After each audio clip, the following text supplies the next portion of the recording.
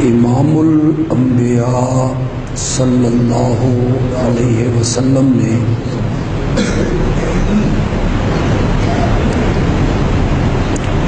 باوجود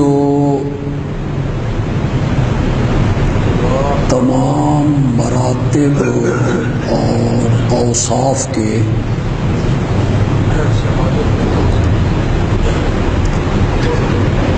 یہ تمنا کی کہ اللہ مجھے شہادت کا درجہ عطا کرے۔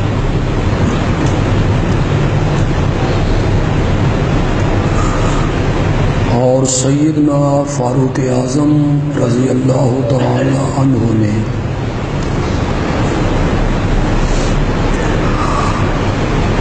بہت ساری فضیلتوں، درجات اور مراتب کے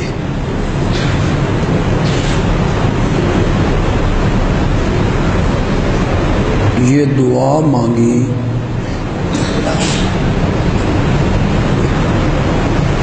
کہ اللہ مجھے شہادت کا مرتبہ عطا کرے۔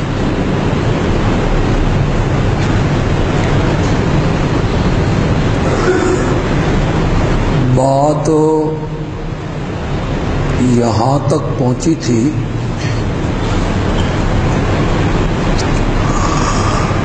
کہ کوئی مرنے والا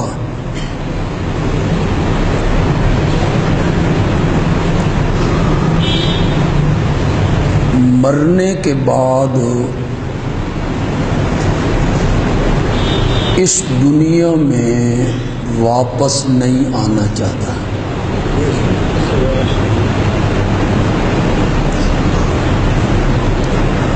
صرف شہید ہے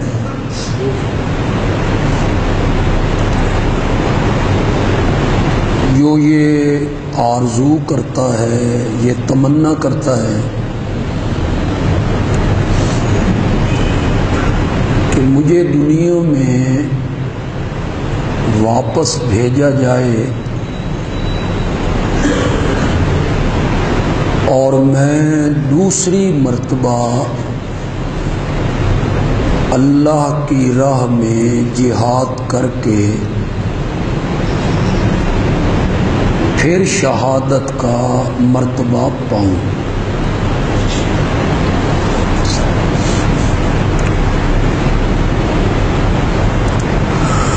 ایک حدیث میں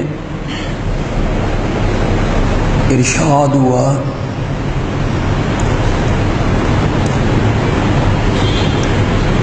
اللہ شہید کے سارے گناہوں کو معاف کر دیتا۔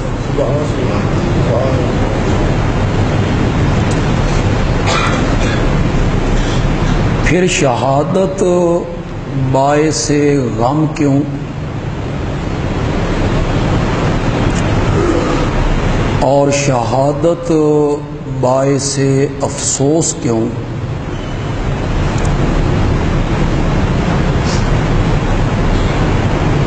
کہ شہید کے تمام گناہوں کو اللہ معاف فرما دیتے۔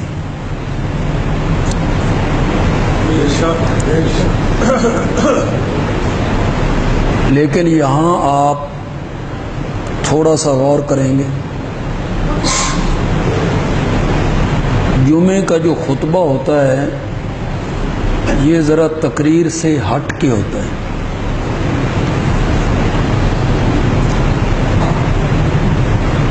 اس میں کچھ اصلاح کے پہلو بھی ہوتے ہیں اور لوگوں کو اس کی طرف توجہ دلانا ہمارا فرض بنتا ہے۔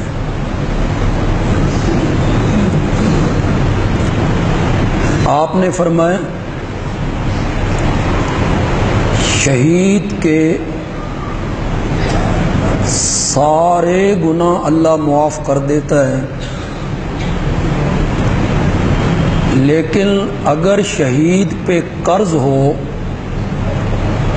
تو اسے اللہ معاف نہیں کرتا۔ اس کا یہ مطلب ہوا کہ جو حقوق العباد ہیں، ایک ہیں حقوق اللہ، اللہ کے حق، جیسے نماز ہے، روزہ ہے، حج ہے، زکوٰۃ ہے، اللہ کے حقوق ہیں۔ کچھ ہیں حقوق العباد، بندوں کے حق ہیں۔ ان میں سب سے پہلا حق ہے والدین کا، اس میں ایک حق ہے اولاد کا، پڑوسیوں کا، اہلیہ کا، رشتہ داروں کا، برادری کے غریب لوگ، مسکین لوگ، فقیر لوگ، محتاج لوگ، محلے کے غرباء، مساکین،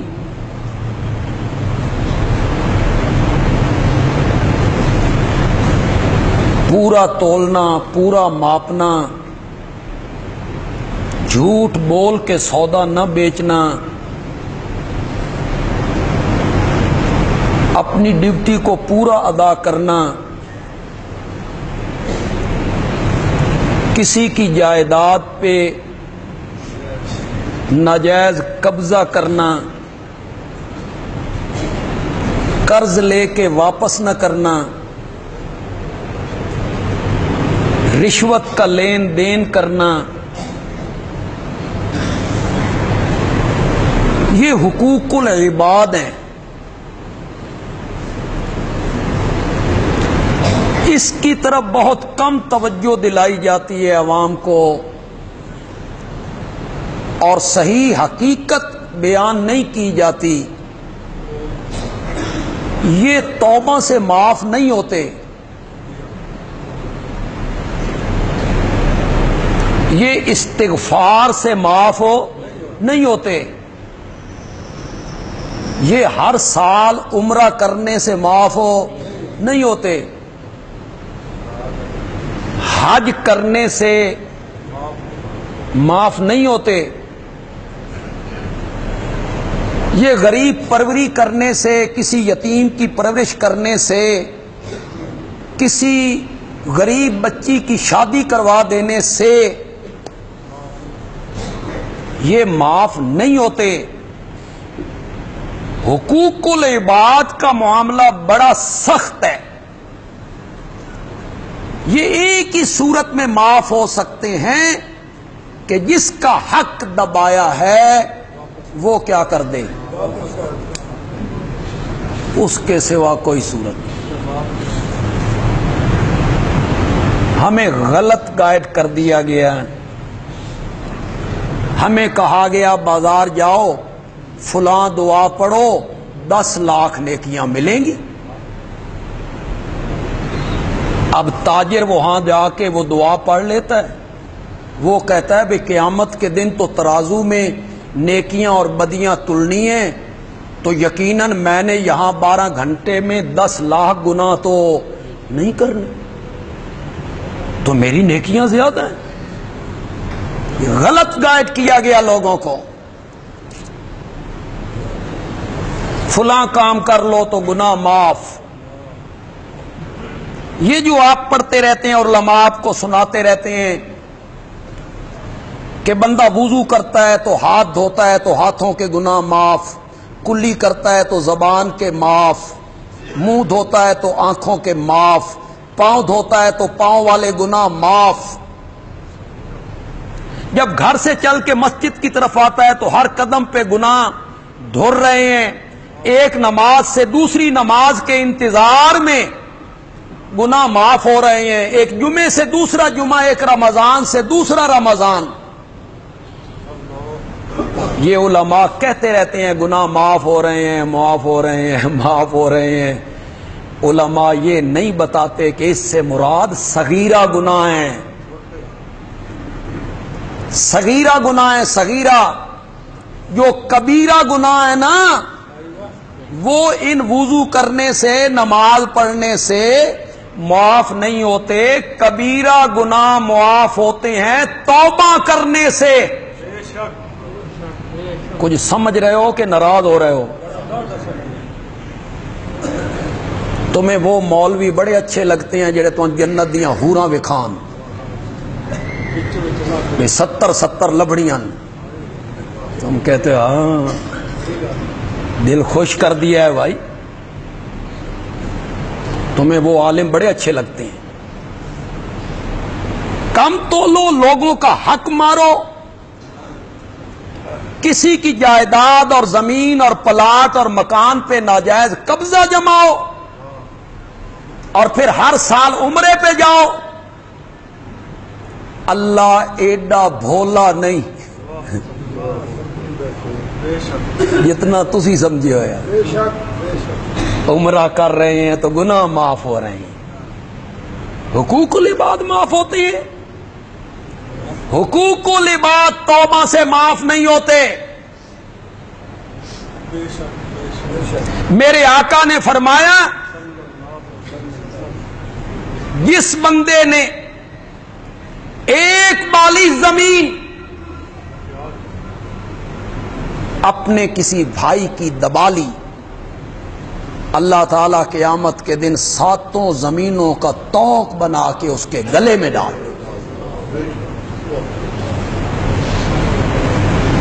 جس نے چوری کی، خیانت کی، خیانت، وہ چوری والی چیز اپنی گردن پہ اٹھا کے آئے گا۔ میرے آقا نے فرمایا کسی کی گردن پہ بھینس گائے ہوگی، کسی کی گردن پہ اونٹ، کسی کی گردن پہ بکری، کسی کی گردن پہ دمبا۔ تے ساڈے پاکستان تے انجن بھی چوری ہوئے نے۔ بھٹو صاحب کا زمانہ تھا، انجن چوری ہو گئے۔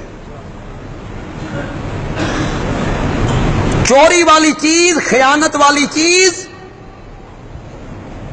کاندھے پہ اٹھائے ہوئے آئے گا اور میرے سامنے آ کے کہے گا اغثنی یا رسول اللہ۔ اے اغثنی یا رسول اللہ سمجھ رہے ہو کہ کوئی نہیں سمجھ رہے؟ آج بھی سن دے رہے ہو کہ کوئی نہیں؟ اغثنی یا رسول اللہ، میری فریاد کو پہنچو اے اللہ کے رسول۔ اے چوراں دا نعرہ جی، قیامت کے دن یہ ڈاکو، بددیانت اور چور میرے آقا کے سامنے آ کے کہیں گے اغثنی یا رسول اللہ، ہماری فریاد کو پہنچیے، ساڈے واسطے کچھ کرو۔ اور میں جواب میں کہوں گا لا املکو لکا شیئن، میں نے تمہیں دنیا میں بتا نہیں دیا تھا کہ خیانت نہیں کرنی؟ میں نے تمہیں بتا نہیں دیا تھا کہ چوری نہیں کرنی؟ میں نے دنیا میں بتا نہیں دیا تھا کہ کسی کا حق غصب نہیں کرنا؟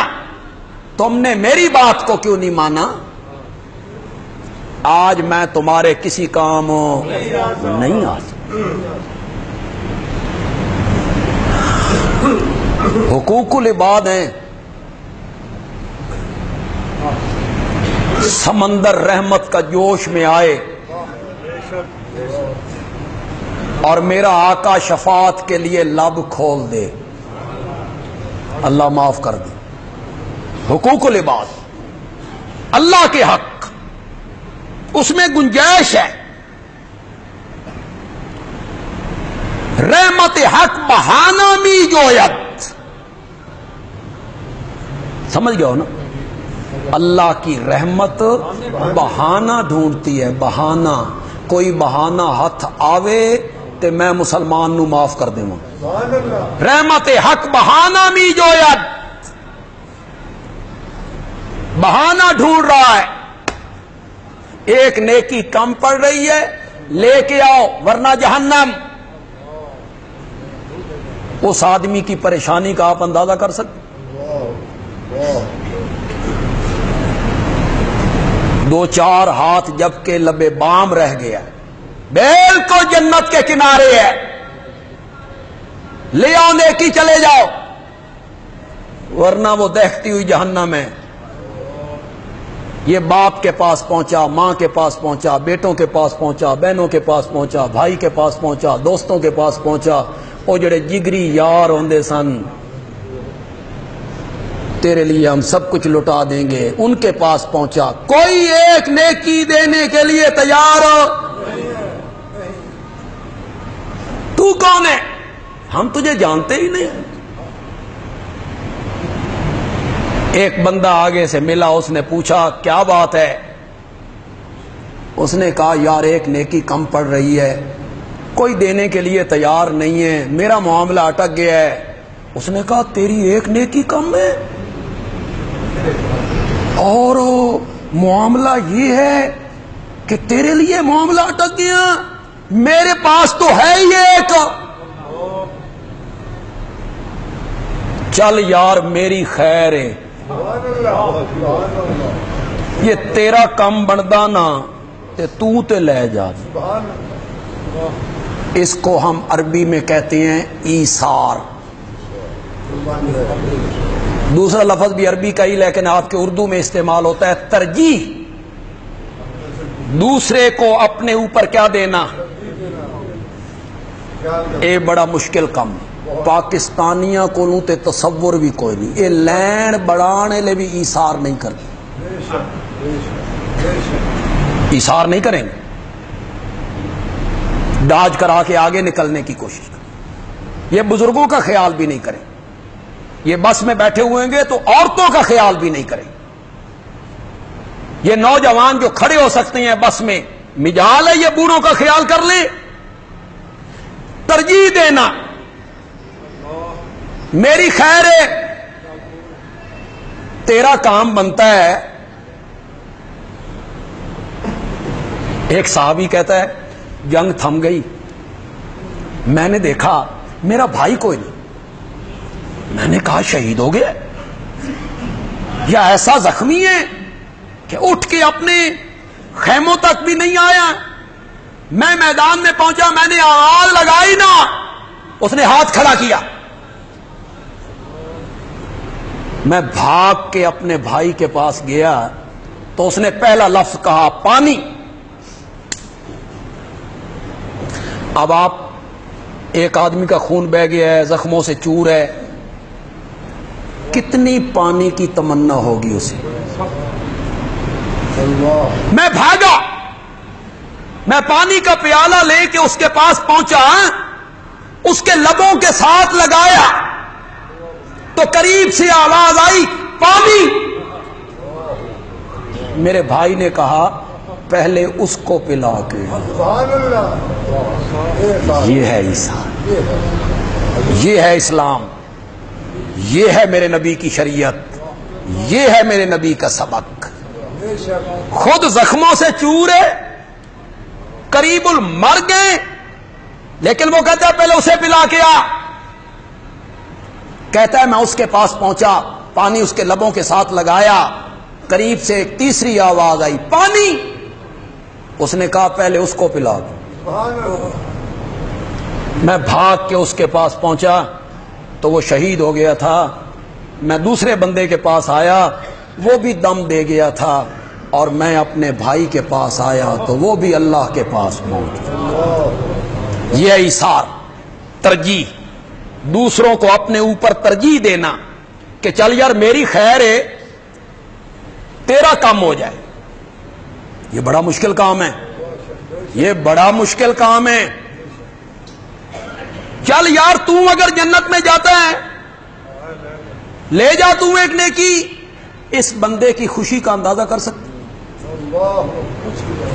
اٹک گیا تھا کام, جنت یا جہنم. وہ نیکی مل گئی، یہ بھاگتا اچھلتا کودتا دوڑتا رب کی خدمت میں آیا، کیا ہوا؟ اس نے کہا مولا میرا کام بن گیا۔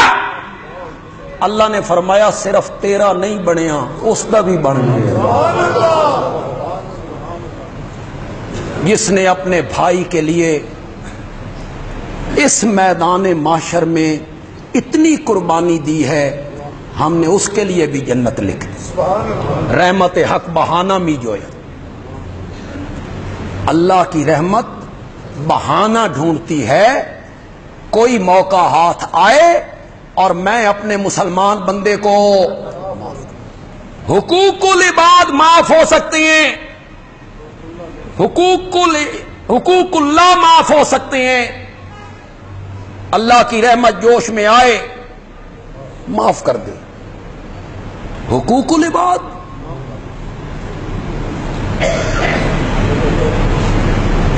یہ مسجدیں بنانے سے، مدرسوں میں چندے دینے سے، نو نو نو نو، بالکل کسی غلط فہمی میں نہ رہنا۔ اگر کوئی عالم آپ کو غلط گائیڈ کرتا ہے، غلط گائیڈ کرے گا آپ کو۔ آخیا شب برات اجتماعی توبہ کرنی، آؤ سارے اکٹھے ہو جاؤ، اجتماعی توبہ۔ اجتماعی توبہ کیا ہوتی ہے؟ کیوں گناہ جڑے جے اجتماعی کیتے سے، گناہ بھی اکٹھے ہو کے کیتے نے، آؤ جی اجتماعی توبہ ہو رہی ہے۔ کیا سے کیا بنا دیا ہے لوگوں۔ حقوق العباد، عمرے، حجیں، نمازیں، تلاوتیں، ذکر، اذکار، تسبیحات، اس سے معاف نہیں ہوں گے، نہیں ہوں گے۔ حقوق العباد کب معاف ہوں گے؟ جب وہ بندہ معاف کرے گا جس کا حق،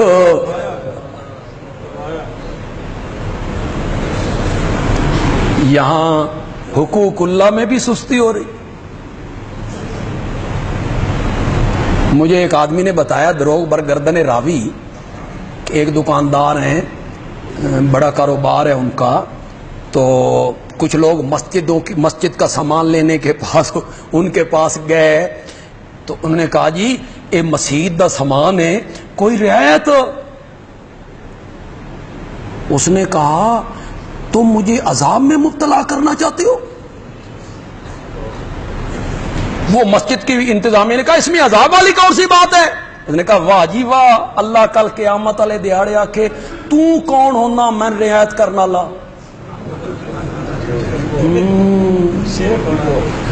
تو کون ہے من رعایت کرنا لا؟ بھائی نہ، بھائی نہ۔ یہاں کیسے کیسے چکر ہیں اور کیسی کیسی پٹیاں پڑھائی جا رہی، نمازیں بھی پڑھتے ہیں، کاروبار غلط کرتے ہیں، تسبیحات بھی کرتے ہیں، سود بھی کھاتے ہیں۔ حقوق العباد معاف نہیں ہوگا۔ کسی پہ زیادتی کی، ظلم کیا، کسی کو تھپڑ مارا، کسی کا پنجہ مروڑا، کسی غریب پہ ظلم کیا، اللہ معاف نہیں کریں گے جب تک وہ مظلوم معاف ہو نہیں کریں گے۔ تو میں نے حدیث آپ کو کیا سنائی؟ شہید کے سارے گناہ اللہ معاف کر دیں، قرض معاف نہیں کریں گے، نہیں کریں گے قرض معاف۔ جب شہادت کا درجہ پانے والا اس کا قرض معاف نہیں ہو رہا ہے تو میں اور آپ کون ہیں؟ آئیے اپنے گریبان میں جھانکیے، میں بھی اور آپ بھی، اور معاشرے کو دیکھیے، آج کتنے لوگ ہیں جو قرض لے کر معاہدے کے تحت، وعدے کے تحت اس کو واپس کرتے ہیں؟ کتنے لوگ ہیں؟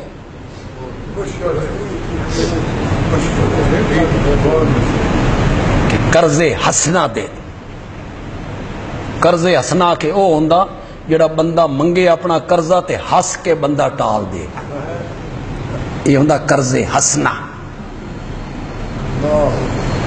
اب لوگوں کا ذہن یہ بن گیا ہے کہ دینے کے بعد بھی تو ناراضگی ہونی ہے، اس واپس نہیں کرنا تو پہلے ہی انکار کرو، وہ راستہ ہی بند ہو گیا۔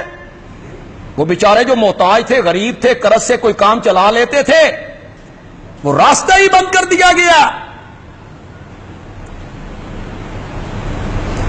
کتنے لوگ ہیں جو قرض جب واپس کرتے ہیں تو یک مشت واپس کرتے ہیں، لیتے ہوئے وہ لاکھ روپے لے رہے ہیں، واپس کر رہے ہیں وہ 5-5 ہزار، 2-2 ہزار، 3-3 ہزار کا۔ کیوں لوگوں کو ڈر نہیں؟ کیوں لوگوں کو اس کا خوف نہیں آتا؟ کیوں لوگوں کا مال دبا کے بیٹھے ہیں؟ شہادت کا رتبہ پانے والا میں اور آپ اس کے مقابلے میں کیا ہیں؟ شہادت کا رتبہ پانے والا، اس کے لیے میرے آقا نے فرمایا اللہ اس کے گناہوں کو معاف کر دے گا، لیکن اگر اس پہ قرض ہوگا اللہ معاف نہیں کریں۔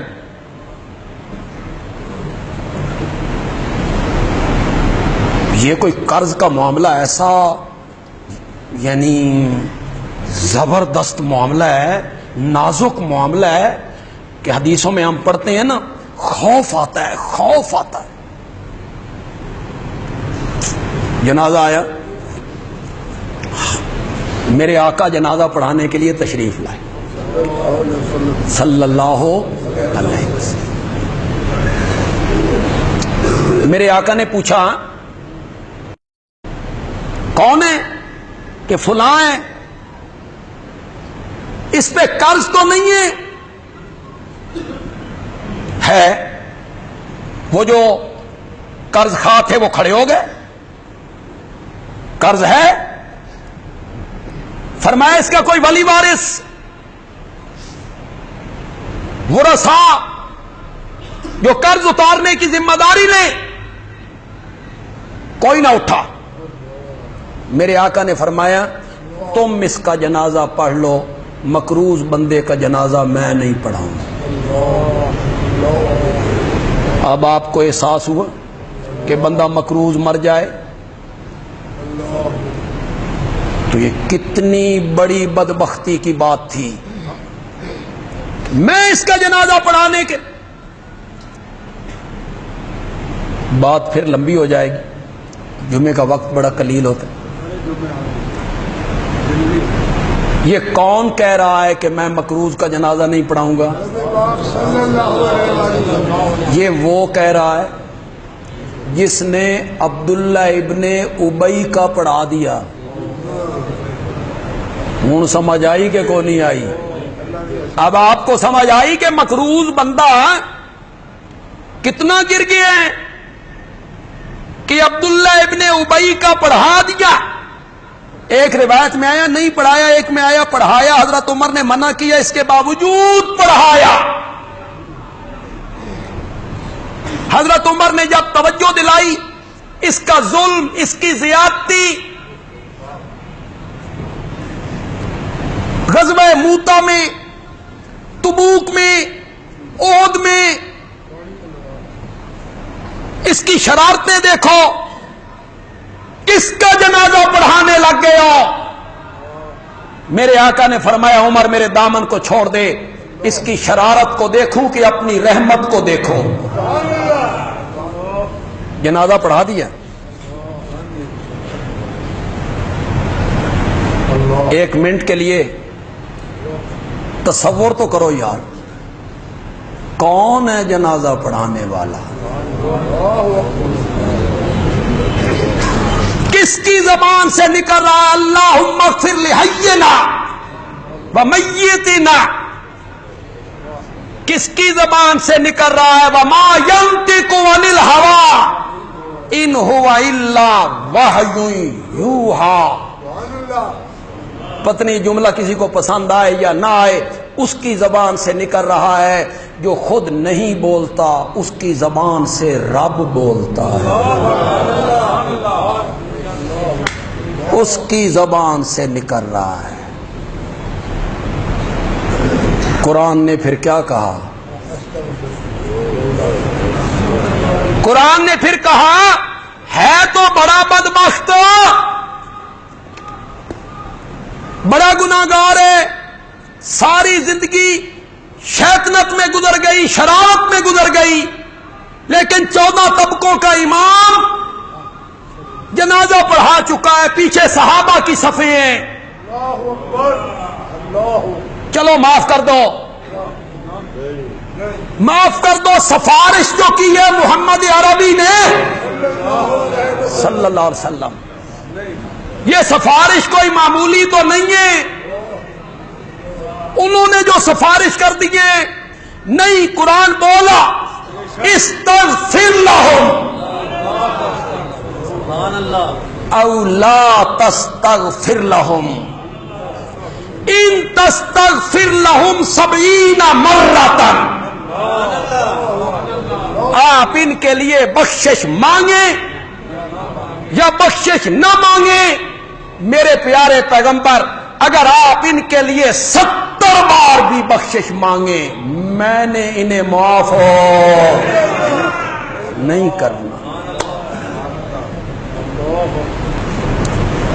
یہاں مشہور ہو گیا ہے فلاں حضرت صاحب جنازہ پڑھا دینا میت بخشیا جانا،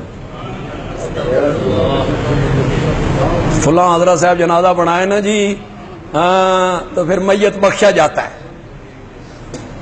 جنازہ پڑھانے میں شریعت کیا کہتی ہے؟ جنازہ پڑھانے کا سب سے پہلا حق کس کا ہے؟ وارث کا۔ اس کا کوئی بیٹا ہے، باپ ہے، معاشرہ ہے، جنازہ اسے آتا ہے، وہ پڑھائے، یہ شریعت کہتی ہے۔ اور اگر وہ اس قابل نہیں ہے تو پھر اس مسجد کا امام پڑھائے، جس مسجد میں وہ نماز پڑھا کرتا تھا اور محلے کی مسجد تھی، اس کا امام پڑھائے، یہ حق ہے اس کا۔ آج کوئی اس کو دیکھتا ہے؟ کہتے ہیں جی کوئی بڑا عالم آئے، مشہور خطیب آئے کوئی، وہ آ کے پڑھائے۔ یہ کئی جنازے ہمارے ہوئے، ہمارے عزیز فوت ہوئے، بزرگ فوت ہوئے،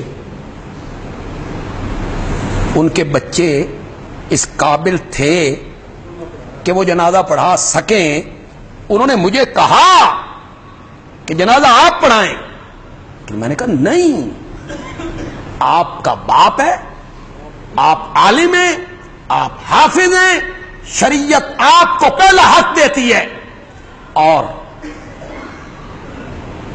جس محبت سے بیٹا پڑھائے گا، اللہ اکبر، بیٹا جب دعا کرے گا باپ کے لیے، کہاں سے نکلے گی دعا اس کی؟ وہ میں مانگ سکتا ہوں؟ میں اس بیٹے کو آگے، یہ جامعہ رحمانیہ میں ہمارے ساتھی ہیں مولانا جان محمد عزیز، ان کا بیٹا 6 سال کا کینسر کی تکلیف میں بڑا دکھ برداشت کر کے فوت ہوا۔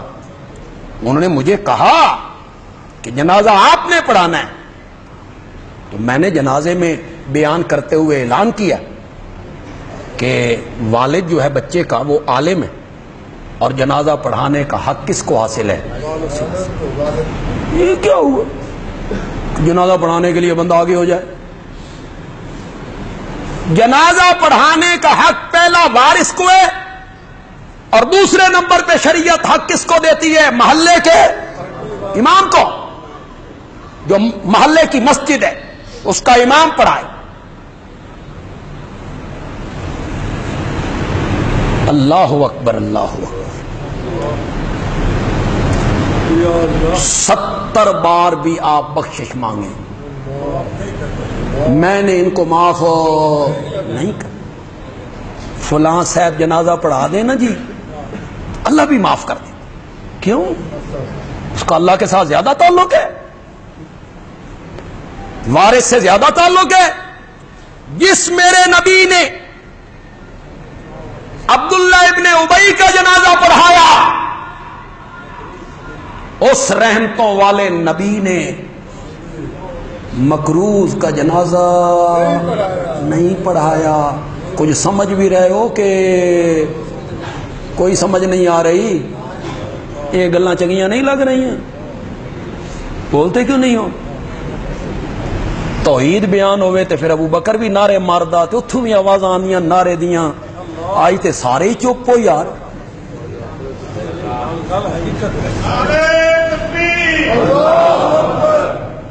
یہ بات جو میں کہہ رہا ہوں یہ نہیں ہونی چاہیے؟ بولتے کیوں نہیں ہو؟ پورے ملک کا تو ہم نے ٹھیکہ نہیں لے رکھا، لیکن جو ہمارے پیچھے جمعہ پڑھنے والے لوگ ہیں ان کی تو اصلاح ہو نا، کہ قرض لینا ہے تو پھر اس نیت سے لینا ہے کہ ہم نے واپس کرنا ہے، اور وصیت نامے میں لکھ کے، ہر بندہ وصیت نامہ لکھے، موت کا کوئی پتہ نہیں ہوتا، ہر بندہ وصیت نامہ لکھ کے ایک جگہ پہ رکھ دے، اس میں ساری وصیتیں لکھے، کہاں سے لینا ہے کہاں دینا ہے، تاکہ بعد میں بچوں کو وارثوں کو کوئی پریشانی نہ ہو۔ اس میں لکھو، وصیت نامے میں اپنے بچوں کو لکھو کہ ہمارے مرنے پر شریعت کے مطابق کام کرنا ہے، کوئی کام شریعت کے خلاف ہو نہیں کرنا، لکھو اس وصیت میں۔ ہمارے جنازے کے لیے یا خود پڑھاؤ یا کسی موحد عالم کو ہمارے جنازے کے لیے آگے کرنا ہے، کسی بدعتی اور مشرک سے ہمارا جنازہ نہیں پڑھوانا۔ یہ وصیت لکھ کے جاؤ، اپنے بچوں کو جو وصیت کرنی ہے، اتفاق کی، اتحاد کی، بھائی چارے کی، بہنوں کے ساتھ بیٹے سلوک کس طرح کریں، یہ ساری وصیتیں لکھو۔ اگر کہیں سے قرض لے رکھا ہے تو اس میں لکھ کے جاؤ کہ یہ قرض ہمارے ذمے ہے، اگر میں مر جاؤں تو یہ قرض تم نے اتارنا ہے، یہ معمولی بات نہیں، شہید کے سارے گناہ معاف ہیں، قرض معاف ہو نہیں۔ میرا آقا عبداللہ ابن ابی کا جنازہ پڑھا دیتا ہے، مکروز کا جنازہ، فرمایا مکروز کا جنازہ میں نے نہیں پڑھا۔ اگلی بات کا تعلق تو موضوع سے نہیں ہے، لیکن چونکہ اسی کے ساتھ متعلق ہے تھوڑی سی بات کروں گا، اللہ کرے آپ وہ بات سمجھ جائیں، اللہ کرے سمجھ جائیں۔ یہ جو آپ نے کہا تھا یہ مکروز ہے، اس کا جنازہ میں نے نہیں پڑھانا، اس وقت بیت المال میں غربت تھی، یعنی مسلمانوں کا بیت المال کمزور تھا۔ بعد میں جب فتوحات ہوئی، مال غنیمت آنے لگا، بیت المال مضبوط ہو گیا، جنازہ آیا، میرے آقا جنازہ پڑھانے کے لیے آئے، فرمایا قرض تو نہیں اس پر، کہ قرض تو ہے، یہ بڑی کم دی گل ہے، اس واسطے اٹھایا، قرض تو ہے، فرمایا کوئی ولی وارث قرض اپنے ذمے لینے کی ذمہ داری لے، کہ کوئی ولی وارث اس کا قرض اپنے ذمے لینے کی ذمہ داری نہیں لیتا۔ میرے آقا نے فرمایا اس کا قرض اور اس کے بعد میری زندگی میں جو مسلمان مکروز مرے گا اس کا قرض مجھ محمد کے ذمے ہے صلی اللہ علیہ وسلم، میں ادا کروں گا، میں ادا کروں گا، میں ادا کروں گا قرض اس کا۔ یہ میرے نبی کی سیرت ہے، یہ میرے نبی کا اسوہ ہے، یہ میرے نبی کی زندگی کا نمونہ ہے، یہ میرے نبی کی حیات طیبہ ہے۔ وہ سمجھ رہے ہو کہ وہ نہیں سمجھ رہے ہو؟ بس ایک جملہ کہنا چاہتا ہوں، پتہ نہیں کتنے لوگوں کو سمجھ آتی ہے۔ یہ میرے نبی کی سیرت ہے، یہ سیرت کا حصہ میلادی مولوی بیان نہیں کرے گا، نہیں کرے گا. وہ لوگوں کو میلاد کی طرف لائے گا. میلاد مناؤ، جھنڈیاں لگاؤ، جلوس نکالو، چونا ڈالو، پہاڑیاں بناؤ، ناچو کودو، بتیاں، آ گیا بس. اسی طرف رہو، سیرت کی طرف نہ آؤ. اسے پتہ ہے کہ جب سیرت بیان ہوگی تو پھر یہ بیان ہوگا کہ میرا نبی میت کے قرضے اتار رہا ہے، تو تے میت واسطے مفت ختم پڑھن واسطے بھی تیار نہیں. تو جنازے کا وہ کپڑا بھی بغل میں دبا کے لے جاتا ہے، وہ جو ٹکڑا سا ہوتا ہے. تو جنازہ مفت نہیں پڑھاتا، تو ختم مفت میں نہیں پڑھتا.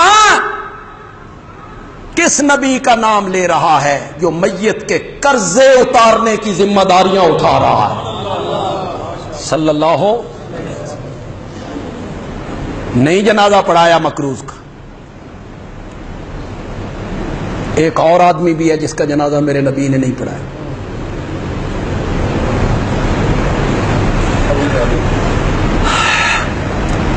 کون ہے کہ یہ فلاں ہے؟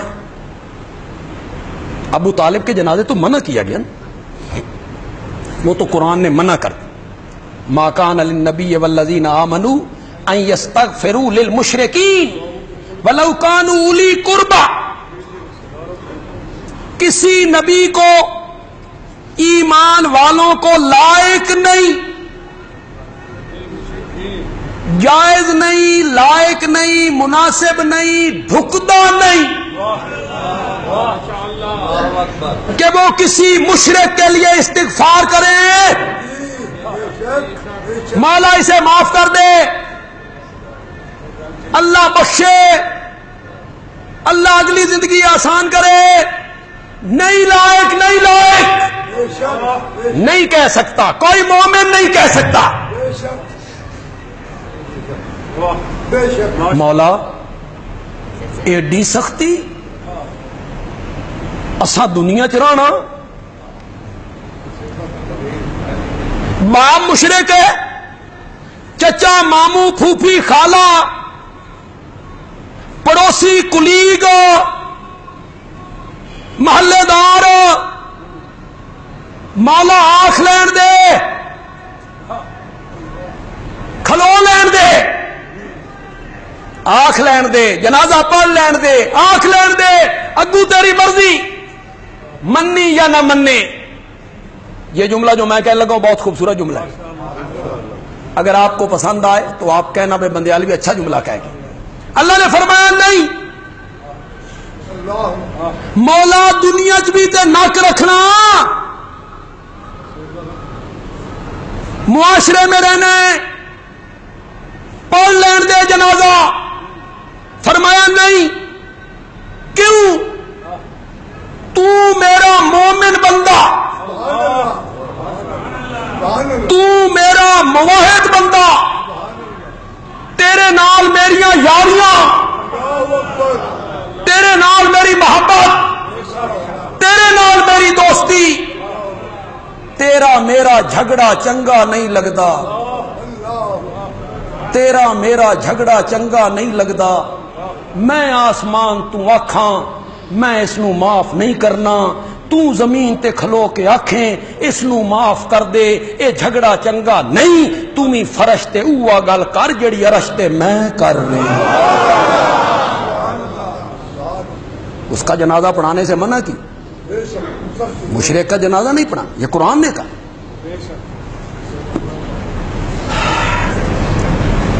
یہ کون ہے کہ یہ فلاں ہے؟ اچھا یہ وہی ہے جو میرے عثمان سے بغض رکھا کرتا تھا؟ یہ وہی ہے جو میرے عثمان سے خار اور بغض رکھا کرتا تھا؟ میرے نبی نے فرمایا تم اس کا جنازہ پڑھ لو. جو میرے عثمان سے بغض رکھتا تھا محمد عربی اس کا جنازہ نہیں پڑھے گا. صلی اللہ علیہ وسلم۔ حضرت عثمان سے بغض رکھنے والے لوگ کئی لوگ ہیں، گالیاں نکالتے ہیں، تنقید کرتے ہیں، ایسے ایسے جملے لکھے ہیں ممبر مجھے اجازت بھی نہیں دیتا کہ میں ممبر پہ ایسے جملوں کو دہراؤں۔ ایسے جملے لکھے ہیں، ایسے فوش جملے، کس کے بارے میں؟ جس کے بارے میں میرے آقا نے کہا تھا جس سے آسمان کے فرشتے بھی حیا کرتے ہیں، اس کے بارے میں اتنے فوش اور گندے جملے۔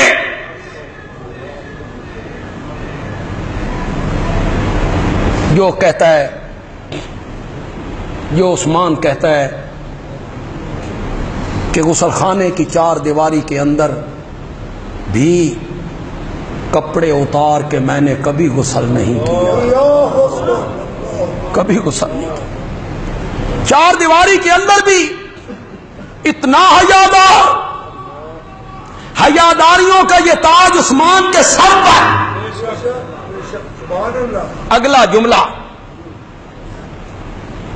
حیران ہوتا ہے بندہ، فرمایا جب سے یہ دایاں ہاتھ، جب سے یہ دایاں ہاتھ بیعت کے لیے کائنات کے تاجدار کے ہاتھ پہ رکھا ہے، اس وقت سے لے کر آخر تک میں نے دائیں ہاتھ سے اپنی شرمگاہ کو کبھی چھوا بھی نہیں۔ حیاداری حد ہو گئی ہے، حیا کی حد ہو گئی ہے، شرم کی۔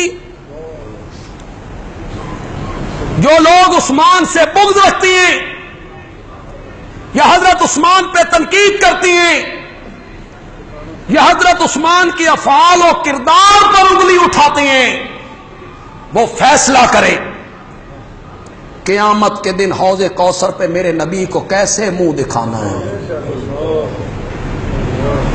میرا نبی تو عثمان سے بغض رکھنے والوں کا جنازہ پڑھانے کے لیے بھی تیار نہیں۔ آج کی ساری تقریر تو تمہید میں ہی گزر گئی۔ بات تو میں آگے کرنا چاہتا تھا کہ شہید کی جو حیات ہے، بل احیاء، بلکہ وہ زندہ ہیں۔ اس زندگی سے کون سی زندگی مراد ہے؟ اصل میں بات یہ کرنا چاہتا تھا، حیات سے مراد، شہید کی حیات سے مراد کیا یہی حیات ہے جو اس زمین کی قبر میں ہے، یا اس سے مراد کوئی اور حیات ہے؟ اور یہ میں نے بیان کرنا تھا اپنے آقا کے ارشادات کی روشنی میں۔ میرے آقا نے اس قرآن کی آیت کی خود تفسیر فرمائی، اور جو تفسیر میرے آقا فرما دیں پھر کوئی گنجائش رہ جاتی؟ اس کے مقابلے میں کوئی عالم، کوئی مفسر، کوئی محدث، کوئی صحابی میرے نبی کی تفسیر کے مقابلے میں تفسیر کرے، کوئی گنجائش ہے؟ کوئی گنجائش نہیں۔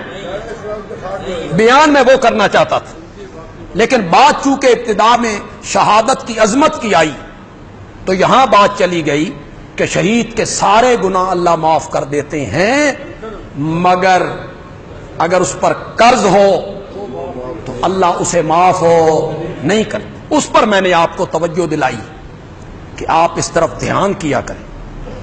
اول تو اپنے آپ کو قرض سے بچائیں، اور اگر قرض لینا ہے تو پھر اس نیت سے لینا ہے کہ یہ قرض ہم نے واپس ہو، اور اسی معاہدے کے تحت کرنا ہے جس معاہدے کے تحت قرض لیا ہے، اور پھر یہ وصیت نامے میں لکھنا ہے تاکہ آپ کے بچے اور ورثاء، اللہ آپ کی زندگیاں لمبی کرے، موت آنی ہے، ہر ایک کو آنی ہے، تو آپ کے بچوں کے لیے اور جن کا حق ہے ان کے لیے کوئی پریشانی نہیں ہونی چاہیے۔ درس قرآن ہمارا یہ مجھے دیں 18 بلاک میں مغرب کے بعد جاری ہے. دعا گو ہیں ہم, اللہ تعالیٰ ان کے لیے کوئی اسباب پیدا فرما, اللہ ان کی بے روزگاری ختم کر, اللہ ان کے لیے کوئی اسباب پیدا کرے, عمرے کی سعادت کے لیے